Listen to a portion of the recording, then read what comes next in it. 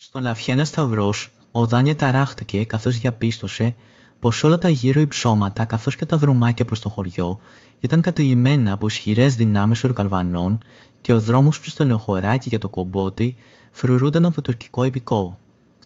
Πολύ όμως δεν σε ανασχέτισε και μελαγχόλησε ο Δάνια όταν αντίκρισε ομάδες εξαγριωμένων Τουρκαλβανών να ροβολάνε από το χωριό, κρατώντας στα χέρια τους τα κεφάλια Ελλήνων και Φιλελλήνων αγωνιστών και γνωστών του Φιλελλήνων αξιωματικών. Ο Δάνια επιτίθεται με τα παλικάρια του να διασπάσει τον ισχυρό πύριο των Τούρκων. Όμως είναι αδύνατο καθώς δέχεται βροχή τα πυρά των εχθρών από παντού και οι απώλειες σε νεκρούς και τραυματίες είναι αργές.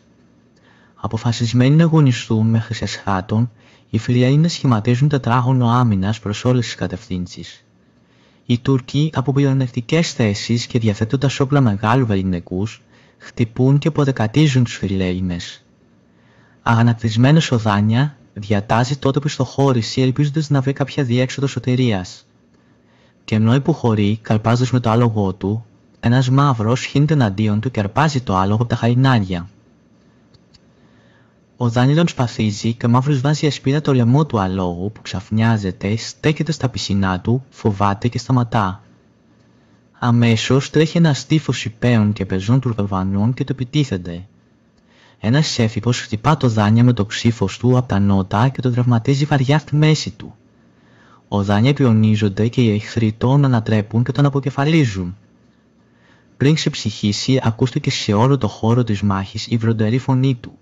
«Νίκην ή θάνατον».